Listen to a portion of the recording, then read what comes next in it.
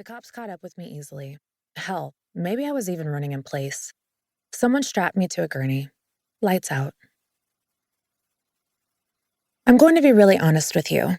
I've spent most of my life trying to get up and get out, to run as fast as I could to escape the pain and the trauma in the past.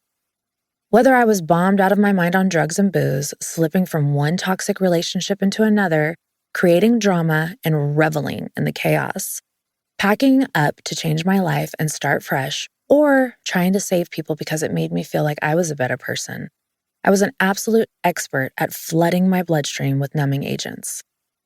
But I've got news for you. None of that shit works. At least not in the long run. Eventually, I had to get healthy and get therapy and get honest. I had to start seeing myself as worthy of healing and protecting.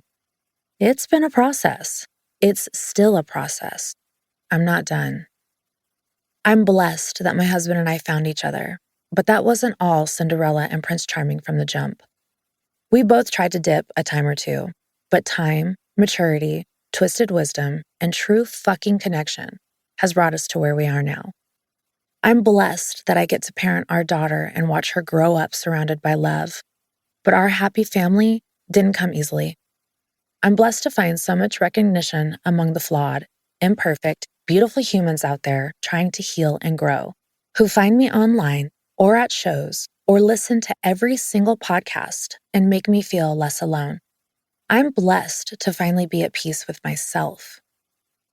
The life I have now wouldn't be possible without acknowledging that I had to stop doing what I was doing, running away into the arms of a man, into the embrace of a high, or into my own destruction wasn't leading me anywhere good. I had to find and keep real love, especially for myself. I had to learn how to stay put, to sit still in the pain, to stop pushing away the trauma and let this body heal. God never left me, and I had to learn how to accept his blessings by showing up for myself like he always had. I had to face death many times over, to look the Grim Reaper in the eye and tell him I wasn't ready to go with him just yet. Writing this book is part of the healing. I'm not perfect, and my story isn't always pretty. It's a testimony of the many, many failed hits on my life and an honest excavation of the times when I was the one to try to pull the trigger. It's living proof that when the darkness seems like it's going to pull you under, we're still all worth saving, you and me. I'm still here, living and breathing and feeling. Thank God. Chapter 2. Unholy Matrimony. Before I was Bunnie, before the drugs, the men, and the money, and before everything I am today, I was just a bouncy little brunette baby girl named Alyssa in Houston, Texas. My pops was a musician, and a great one at that. Bill Carter was the lead guitarist and lead singer in a big Texas band called BC and Company. He lived the rocker life, and all the cliches of sex, drugs, and rock and roll were Bill's legacy. Like when he stole the lead singer of ZZ Top's girlfriend and found himself facing down bullets through the sunroof of his limo. Dad played the circuits, and he was even supposed to sing The Gambler, but the higher-ups at United Artists gave it to Kenny Rogers instead.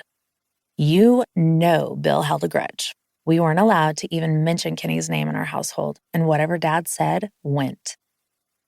My pops was born in Queens, New York, to my Brazilian grandmother Zenaide, and his father, Bill Sr. It wasn't an ideal home for any kid.